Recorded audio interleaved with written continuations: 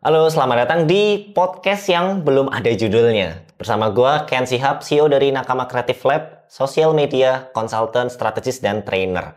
Jadi, sesuai judul ya, kita ini ngebahas ads bersama salah satu advertiser yang ada di Nakama Creative Lab. Kita biasanya bantu-bantu juga yang ngerjain klien dan dulu di agensi ya. Betul ya kan. Nah, siapa namanya? Namanya Amir. Amir ya. Atau ada yang manggil Sofyan? Ada juga yang manggil Sofyan. Bebas Amir, ya. Amir aja lah ya. Amir aja enaknya. Oke, nah jadi lu backgroundnya sebelum nanti kita ngebahas ya teman-teman ya. Tapi mungkin kita sedikit gali dari Amir ini. Lu handle ads-nya ini cakup apa? Kayak TikTok-nya kah, Meta, terus juga industri ini industri apa aja? Oke, mungkin secara background story ya. Jadi secara background story itu mungkin dulu tuh sebelum masuk ke marketing kerjaanku adalah keuangan dan bizdev. Jadi ngedevelop produk, ngedevelop campaign, ngedevelop bisnis tersebut gitu ya. Nah, itu kurang lebih 3 tahun yang lalu. Nah, switch lah ke marketing karena kayaknya marketing ini lebih seru. Banyak tantangan nih. Tapi marketing apa kan? Kan banyak tuh ya. Marketing ada sosmed, ada yang paid-nya, ads ya, ada yang lebih ke kreatifnya, bikin campaign dan lain-lain. Akhirnya memilih di bagian performance-nya. Jadi kurang lebih udah 2 tahunan nimbrung di performance marketing atau di bagian digital advertiser. Begitu. Terus kalau untuk handling ya kurang lebih alhamdulillahnya udah 60 lebih klien yang dihandle. Gitu. Dengan ya total spending iklan hampir 4M lah ya. Kita bisa bilang 3M plus gitu ya selama 3 beriklan. miliaran guys. Itu buat iklannya doang, alhamdulillah. Gitu. Terus kalau secara industri kurang lebih banyaknya di yang jual produknya di online. Jadi produknya jual online kayak untuk produk solusi skincare dan teman-temannya, produk non solusi kayak fashion dan teman-temannya itu juga di handle. Tapi ada juga yang nggak dijual di online. Contohnya kayak properti misalkan, gitu atau jasa ya jasa konsultan pajak ya. Kita walaupun kita konsultan kita juga jualin jasa orang juga gitu. Mengkonsultasikan konsultan. Iya gitu ya.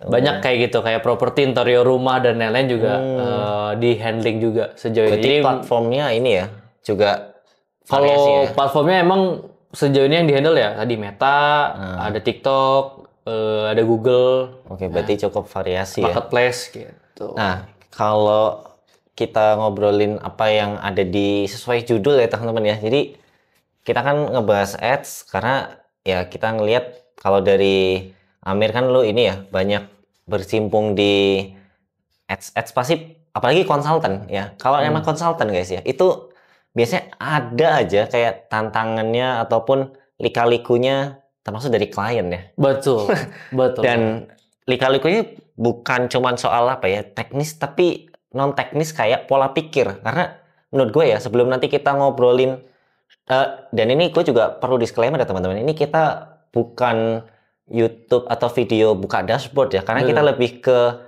sesuatu yang lebih penting bahkan ya, mindset, fundamental, apa yang harus dipahami, karena itu kayaknya lebih penting ya sih ketimbang dashboard. Ya mungkin penting tapi fundamentalnya dulu. Fundamental dulu ya. Nah makanya ngomongin kayak false belief ya atau kesalahan pola pikir, kesalahan mikir kalau di sosmed gitu ya, contoh gitu ya. Strategi itu mikirnya ada cuman konten pillar doang. Tapi nggak ngerti nih pesannya apa gitu ya. Iya. Ada yang, oh yaudahlah, gue pokoknya viral. Ya mungkin bisa gitu. Ini oke lah, lo editingnya bagus, writingnya bagus. Tapi kalau salah mikirnya, ya, kok udah viral kok malah ini ya. Nggak ada salesnya. Nggak ada salesnya ataupun ini kemana ya? Atau kok audiensnya kok beda ya? Gue pengennya mama tapi kok malah genset ya? Itu banyak tuh. Nah kalau di ads, gue yakin harusnya ada lah kayak kesalahan pola pikir yang biasa terjadi di industri. Dan ini praktikal ya, karena sebagai konsultan pasti ya banyak lah ya. Banyak case ya Bang, banyak banget case-nya. Nah, mungkin kalau case-nya banyak, pasti bakal kepanjangan. Tapi apa yang paling sering gitu? Oke, yang paling sering ya, mungkin tadi kalau di sosmed kan orang mikir secara strategi cuman mikirin konten pilar. Atau viral tuh biasanya. Ya kan? Atau cuman viral ya kan. Mirip sebenarnya. Kalau di iklan, orang berpikir kalau iklan itu cuman revenue. Ya kan, cuman duit gitu. Pokoknya saya keluar segini harus dapat duit segini. Nah, itu yang pertama. Kenapa? sering banget pola pikir yang pas datang sebagai klien atau sebagai konsultan itu pas saya brandnya baru nih, saya nggak mau optimasi sosmed, saya maunya langsung beriklan biar dapetin duit dulu, dari duit yang diputer baru saya optimasi sosmed. Nah banyaknya kan kayak gitu ya. Sedangkan tuh nggak bisa sesederhana itu. Iklan tuh konteksnya bukan untuk generate revenue, tapi iklan itu mempercepat respon si pasarnya. Misalkan, emang kalau produk kita bagus, ya respon pasar akan membeli atau tidaknya tergantung dari mereka ngelihat produk kita emang bagus nggak nih, value-nya cocok nggak nih, harganya cocok nggak nih. Berarti balik lagi ke produk, value gitu ya? Produk lagi, value yang kita kasih, marketingnya kita bikin di konten. Jadi kalau istilah bahasa bayinya lah, bukan alat pengganda duit gitu ya, kayak auto. Oke, gue punya duit segini, nah kalau ada ads, asalkan gue berani, nah ini pasti bakal jadi berganda di duit gue. Enggak juga ya. Nah ini balik yang tadi katanya banyak yang berpikiran juga kan ads itu adalah pengganda duit ya. Sebenarnya bisa bener bisa enggak. Oh bisa. Dan ada batasannya. Gadain duit itu ada batasannya di ads. Jadi kalau kita bilang, kenapa tadi saya bilang ads itu bisa gadain duit, bisa juga enggak. Kalau misalkan bisa ada batasannya. Karena tadi ada yang saya iklanin, dia itu mungkin ROAS-nya bagus lah, tapi spending iklannya cuma mentok di 10 juta sampai 20 juta sebulan. Terus saya tinggiin lagi tuh, spendingnya sampai 50 juta, tapi ROAS-nya turun. Nah, berarti kita bisa gadain duitnya cuma maksimal 20 juta tuh buat spending iklan dengan ROAS yang kita inginin. Gitu. Tapi ada juga yang nggak bisa. Dari awal memang brandnya tidak bisa diiklankan. Nah, itu banyak brand-brand yang memang dari awal belum bisa langsung diiklankan kalau tujuannya memang langsung sales. Kalau tujuan yang lain ke awareness, ya itu masih bisa lah. Gitu.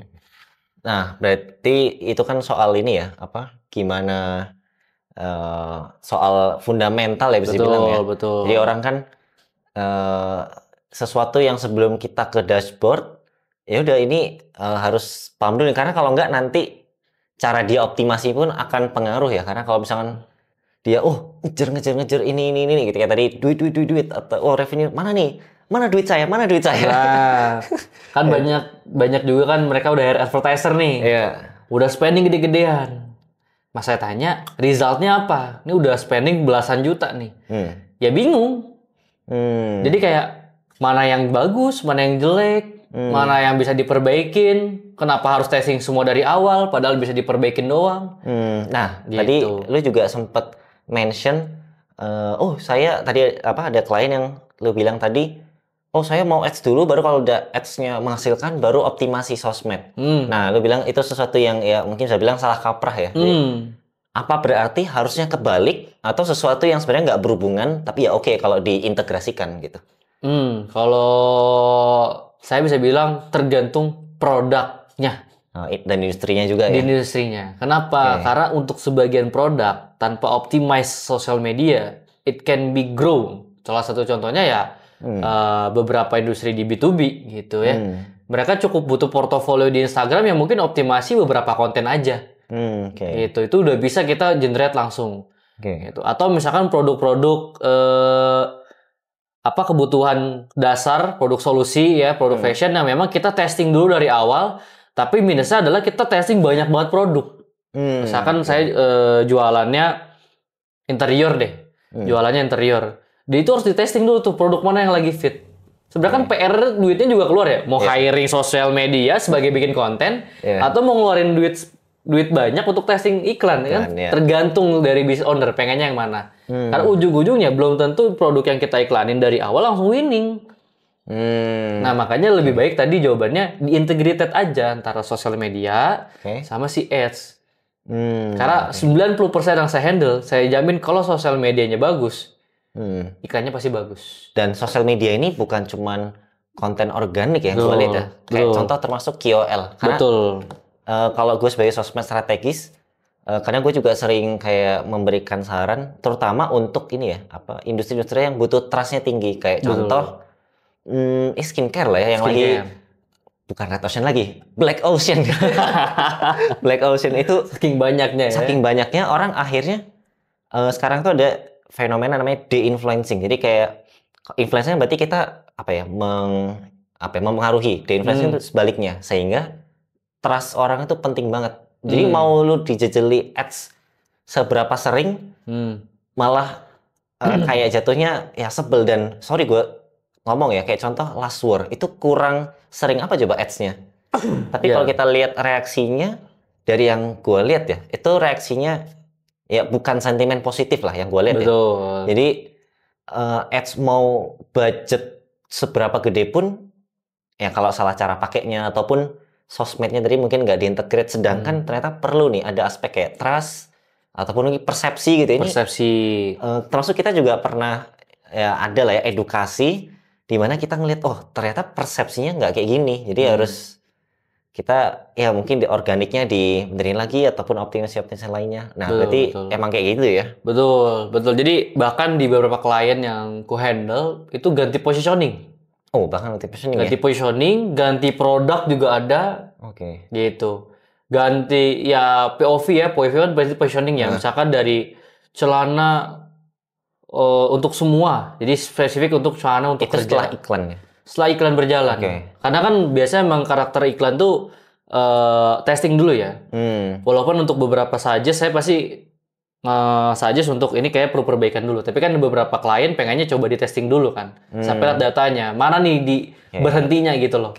Di juri kan kita tahu di matrix. Berhentinya di bagian pertama nih. Di tengah nih. Di akhir nih. Di paling akhir nih kan kita tahu indikator mana yang salah. Kayak contohnya kita punya mesin gitu ya. Kita di mana pesawat, indikator kan pasti ngeliat, ini salahnya di bagian sini, ini salahnya di bagian sini, ini salahnya di bagian sini. Nah, sama di iklan juga kita tahu salahnya di mana. Salahnya sebenarnya produknya udah bagus karena kita lihat kompetitor aja masih bagus jualannya. Revenue-nya. Apakah kita cuma salah POV aja, salah positioning?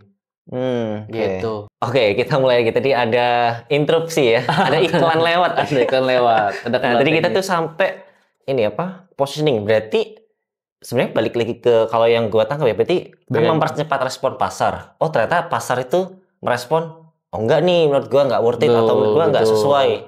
Gantilah dia, entah ganti dari produk, ganti positioning gitu ya. Ganti positioning, ganti konten, ganti landing page, ganti copywriting, banyak banget yang bisa diganti dari faktor tadi tuh, matrix-matrix yang ada di metanya tadi, di data iklannya, di dashboard iklannya lah kurang lebih. Mungkin kalau gue bikin bahasa yang lebih bayinya lagi teman-teman ya, mungkin ada yang belum nangkep gitu ya. Respon pasar itu lebih ke apa? Mungkin gini simpelnya. Kita misalnya mau liburan gitu ya. Liburan ke Jogja. Gitu ya, liburan ke Jogja. Kita ekspektasinya ke Jogja itu kita naik gunung nih. Betul. Ekspektasinya kita nggak tahu Jogja ini kayak gimana gitu ya dalam konteks ini. Kita ekspektasi bakal naik gunung terus nanti hiking gitu-gitu lah ya, ataupun nanti camping. Ternyata waktu kita ke Jogja ke selatan gitu ya, ternyata lebih banyak pantainya. Validasi si alam itu memvalidasi kita tuh bukan ke gunung sebenarnya di sini nih, lebih banyak pantainya. Akhirnya ya udahlah kita ganti destinasi liburan. Jadi ya udahlah kita akhirnya ke pantai aja deh gitu, daripada mungkin ke gunung gitu. Mungkin gunungnya juga gak ada kayaknya, gunungnya apa, ya udahlah kita ke pantai aja kayaknya lebih seru. Nah, pilih aja di dua kan. Antara kita menerima ke pantai aja atau kita tetap mau nyari gunung di lokasi yang lain. Itu kan di brandingnya. Market responnya lebih suka positioning A, lebih suka produk A. Apakah kita mau ke A atau sesuai tujuan kita? Memang tujuan kita di B. Nah, berarti kalau tujuan kita di B, prosesnya kita akan ngarah tetap ke B. Jadi kita cari, kemarin kalau kita naik kereta jatuhnya kita ke A nih, ke pantai. Mungkin kita naik mobil aja deh biar kita bisa ke B. Nah, si copywriting-nya berarti kah? Si lain-lainnya begitu kita ubah biar ke B. Biar walaupun respon pasar banyaknya ke A, kadang beberapa klien pengennya tetap ke positioning B. Kadang ada yang begitu juga. Jadi kita ya perlu menyesuaikan sama si kebutuhan dan keinginan kliennya juga. Nah, terus ngomongin ads ini, kalau kita lihat kan biasanya, yang gue lihat ya, biasanya untuk ads ini ada sesuatu yang dependensi. Jadi maksudnya gini, ads terus ada momentum. Kayak misalnya momentum, kita tahu sekarang lagi lebaran, puasa, makanya sih nggak ada minuman ya. Puasa, lebaran, ataupun akhir tahun. Biasanya yang gue denger dan yang gue lihat itu, budgetnya dinaikin. Apakah emang best practice selalu itu, atau sebenarnya, nggak juga. Tergantung lagi industrinya atau memang sebenarnya ada banyak atau gimana? Oke, ini dari sisi ads ya. Apakah di akhir tahun atau di Ramadan, pokoknya di high season lah ya. Ya, Bisa bilang high season, budgetnya dinaikin misalkan dari yang satu kali jadi biasa 1 juta dinaikin 10 juta, 10 juta dinaikin 100 juta, bahkan 100 juta jadi 1 miliar misalkan. Jawabannya tergantung dari karakteristik marketing brandnya tersendiri. Kadang di beberapa brand memang naikinnya nggak gede-gede banget untuk iklan, karena mereka punya budget untuk yang lain, buat campaign kah, buat KOL kah, buat event kah, gitu kan. Sedangkan kan iklan itu cuma salah satu bagian dari kegiatan marketing. Tapi ada di sebagian brand yang mungkin omsetnya juga belum sebesar itu ya, masih 1-2 M sebulan gitu ya. Itu budget marketingnya bisa 200-300 juta sendiri gitu. Nah, yang tergantung nih, beberapa brand ada yang fokusnya ke iklan, ada yang sebagian yang memang fokusnya ke KOL gitu. Jadi berkali-kali lipatnya tergantung brand. Tapi sejauh ini yang paling gede mungkin naiknya tuh ya mungkin sekitar 5 kali lah ya. Dari 20 sampai 100 juta di high season. Gitu. Berarti tergantung lagi ini ya. Tergantung brand. Jadi nggak bisa dimakan mentah-mentah. Nggak bisa makan mentah-mentah. Mungkin kalau secara budget marketing, iya lebih gede. Tapi arahnya kemana? Karena saya nge-handle ada brand yang memang secara iklan ya udah tetap 20 juta pas Ramadan. Tapi naik tuh dari budget 50 juta marketing jadi 150 juta. Nah, selisih 100 jutanya itu buat KOL, campaign baru, event, dan lain-lainnya. Berarti bisa gue bilang yang kebanyakan pasti naik, pasti naik itu budget marketingnya. Budget marketingnya, betul. Kalau ads-nya ya tergantung lagi gimana strateginya. Tergantung lagi strateginya. Nah, itu kan TikTok kan pasti kita amati marketingnya dia kan. Iya. Terus selain itu apa lagi? Ada lagi nggak sesuatu yang orang pikir A, tapi sebenarnya B loh kalau soal sosmed, terutama soal mindset pikiran, karena menurut gue juga ya fundamental dulu sih gitu ya. Iklan ya, soal iklan lagi ya. False belief-nya selain tadi mungkin iklan itu cuman berdasarkan otak-atik dashboard. Wah ini nah, sering nih ya. Bahkan tadi udah sedikit dibahas ya kalau kita kan baik lagi. Oh ternyata sampai ganti positioning nih, sampai ganti produk, sampai bahkan ganti pricing. Pembahasan kita, entah kita handling punya kita sendiri ataupun punya ya ada brand lain gitu ya, itu justru kita banyak kan ngomongin perilaku manusianya, perilaku orangnya. Oh ini persepsi orang begini, oh ini ternyata mereka itu bahkan ngomongin gajinya kayaknya berarti sesuaikan lagi nih, mungkin kita ganti aktivasi atau sebagainya karena ngelihat perilaku. Betul, jadi gimana? False belief-nya tuh kadang kan banyak yang banyak materi tentang metode beriklan tuh harus kayak gimana kan. Ya saya bisa bilang itu mah tergantung metodenya masing-masing advertiser aja. Ada yang metodenya campaign-nya satu, adset-nya satu, kontennya satu. Ada yang seperti itu. Ada yang kontennya berapa, adset-nya berapa dan banyak lah. Ada yang berdasarkan funneling, ada yang berdasarkan produk, ada yang berdasarkan konten. Itu cuman metodenya aja. Jadi metode itu kan kita harus cari metode mana yang paling efektif dan efisien berdasarkan kondisi brand kita. Tapi apakah metode yang saya gunain akan langsung berhasil di brand tersebut, belum tentu. Makanya kalau ngobrol sama advertiser, mereka tuh banyak banget metode. Ada metode A, B, C, D, F, G lah ya. Itu ngasih insight ke kita bahwa referensi metode kita tuh banyak banget di kondisi level brand. Yang di level 1 harus metode apa, level 2 metodenya apa, level 3 metodenya apa. Revenue sekian sama revenue sekian pasti metodenya beda. Industri A di level 1, industri B di level 2 itu pasti beda. Pokoknya bayar di industri, bayar level tuh udah pasti beda. Nah, orang kepatok dengan satu metode berekspektasi bahwa hasilnya sama persis. Jadi ada case di mana saya jadi konsultan skincare lah ya, di industri skincare, di mana dia tuh punya 4 brand berbeda. Nah, ada brand yang memang langsung B2C, ada brand paket-paketan gitu yang biasanya orang jual langsung paketan gitu ya. Ada brand fokusnya di positioning yang lain. Nah, ini dia paling bagus di brand pertama ini. Yang langsung B2C, ya dia moisturizer bagus banget ya, brandnya terkenal, ROAS-nya juga gede banget, penjualan gede banget. Saat diduplikasi ke brand-brand yang lain, padahal masih di industri yang sama, tapi nggak winning. Ini kan case-nya baik lagi, bukan teknis iklannya, tapi berdasarkan kondisi brandnya. Bisa jadi kondisi brandnya tidak sama Yang skincare yang pertama nih ya, B2C itu di level 10. Yang skincare kedua level 5. Skincare ketiga level 1. Ini udah beda optimasinya. Positioningnya udah beda nih. Yang ini untuk B2C moisturizer, yang ini paketan, yang ini untuk ngilangin jerawat. Itu udah pasti beda. Ngelihat konteksnya juga berarti. Ngelihat konteksnya juga gitu. Jadi kadang ya lihat YouTube, lihat kelas, satu metode ini pokoknya berhasil. Nah, enggak juga gitu. Itu yang paling sering ditemuin sebagai berarti sebenarnya bukan masalah benar, salah, lebih ke cocok atau enggak di kondisi itu gitu ya. Betul. Oke. Ya sebenarnya sama kayak kalau di sosmed tuh ada kayak contoh deh, walaupun banyak ya konten, tapi salah satunya ada konten pillar. Yang gue sering lihat tuh, kalau konten pillar itu langsung nih bagi edukasi, entertain, promosi, sama inspirasi. Sedangkan misalkan contoh ya, kemarin gue ke Bepom gitu ya. Ya kan ngapain juga entertain, memang mau ini joget-joget kan nggak mungkin gitu ya. Atau ada juga B2B, apa ya sebenarnya konten pillarnya ya tergantung tujuannya, tergantung industrinya juga. Berarti kurang lebih ads juga kayak sama gitu sama persis. Ya, secara ininya ya. Dan tadi lu mention juga soal level.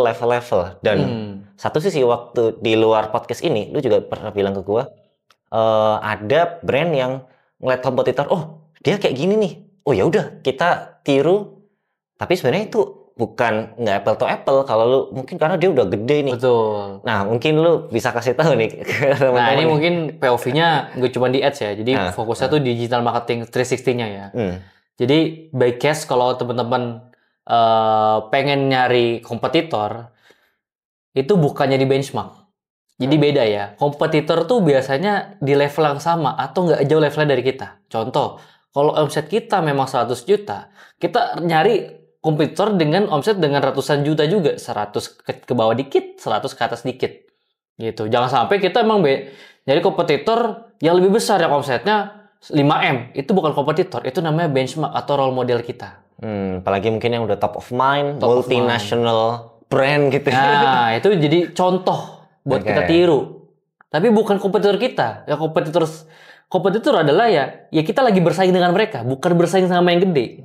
Ya ibarat perlu juga tuh. Ibarat kayak kita sekolah ya, kita bersaing sama sesama kelas 3 bukan sama kelas 6. Enggak mungkin panutan kelas 6 panutan. Kalau begitu tuh. Jadi ya udah kalau kita kelas 3 ya kita saingnya sama kelas 3 lagi gitu kan, bukan sama kelas 6. Apalagi sama SMA, kuliah. SMA. Tapi jadi panutan kita kan.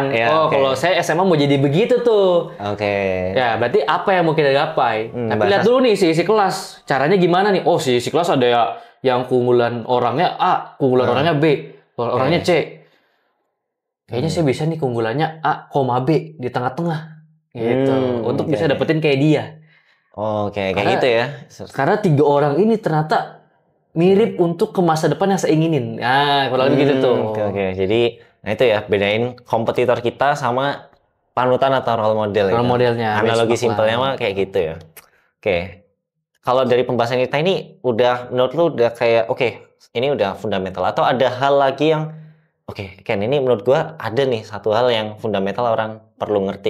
Ya. Jadi kalau untuk fundamental di ads itu basicnya tadi aku mau remind, ads itu bukan ngegadein duit. Ads itu mempercepat respon pasar kalau produk kita itu bagus atau enggak. Kemudian marketing yang kita jalanin itu bagus atau enggak. Nah itu dari iklan. Jadi lebih cepat aja dibandingkan dengan organik. Gitu. Kalau ngegadein duit berarti kita mau sampai mana spending duitnya tuh ada maksimalnya. Terus yang lain terkait fundamental ads, pahamin funnelingnya. Jadi ads itu nggak cuma bagian dari salesnya. Overall saya mewajari bahwa 80% iklan pasti buat sales, buat leads lah ya. Dan itu emang bisa sesuatu yang wajar lah, karena ya memang diekspektasikan seperti itu kan. Tapi tergantung tadi level brand kamu tuh di level mana. Jangan sampai misalkan kamu baru banget jualan baju kaos polos begini, harganya paling mahal, tiba-tiba diiklanin, siapa yang mau beli? Padahal kan di sosmed tadi dibilang kalau produk mahal itu butuh trust yang lebih tinggi kan. Gitu. Lah, siapa emang yang mau ngonfirmasi ini? Orang belum ada, tiba-tiba ini ya saya jualan. Paling sering lebih ke tinggal kasih aja premium. Maksudnya Iya, premium juga semua orang bisa klaim kan. Iya, kayak apa ya orang, gue pinter nih di sekolah gitu. Ya, Ya udah. apa buktinya itu? Buktinya apa kan? Tapi kalau cukup lu kasih apa dengan lu sering tunjukin orang nilai 190 juara kelas, Betul. terus orang lihat sering lu di panggung bawa piala, itu lu nggak usah ngomong gua pinter, orang udah tahu. Orang udah tahu. Bawa piala ini, nah itu tuh, lu nggak usah ngomong premium. Kasih tahu, tunjukin, katakan Betul, tunjukin premium dan pastikan orang nyampe, udah persepsi nyampe dan mungkin itu akan nge-support ads-nya ya. Nah, satu lagi terakhir. Nah, apa tuh? Fundamental ads, basicnya selalu dengan customer journey. Oh iya, bener lagi ya. Nah, customer journey ini penting banget kita ngejalan iklan. Kan dari funnel ya, kan funnel tuh corong ke bawah ya. Awareness, tengahnya kan interest consideration, terakhirnya action ya. Terus bawahnya ada lagi kan. Ke bawah tuh ada advokat, ada loyalty kan. Kita kan biasa di action. Buat sampai action, mereka kan harus di atas dulu kan. Journey-nya tuh nggak mungkin tiba-tiba, wah bagus saya beli ah. Wah saya beli ah. Kan nggak mungkin. Iya. Pasti kayak, wah ada produk ini nih diliatin. Bagus nih kayaknya. Kayaknya butuh nggak ya? Butuh deh. Boleh deh dibeli. Udah ngerasain. Ada SPG lewat nih misalkan ya. Mau beli lagi nggak? Saya sedikit nih. Boleh deh saya beli lagi. Itu kan funnel journey. Jangan sampai target market kita ngerasa mau nggak beli produk saya. Kan nggak bisa. Jadi pahamin dulu journey berdasarkan produknya, berdasarkan industrinya. Kalau sebagai konsultan kayak kita nih, kan nggak mungkin tiba-tiba kamu nggak kenal saya, mau nggak konsultasi sama saya, harganya sekian, pasti nggak mau dong. Ya, kasarannya siapa lu? Nah, siapa lu? Tahu dulu, kenal dulu. Betul. Ya. Tapi kalau misalkan saya edukasi dulu, kayak nih kan udah lama ya, edukasi dulu, kemudian apa namanya portofolio untuk konsultannya juga udah dipublish terus ya kan. Kemudian udah banyak orang yang merekomendasikan, mau nggak jadi konsultan dengan harga sekian? Pasti lebih kecondong ke Ken dibandingkan saya. Sama dengan produk, gitu ya kurang lebih.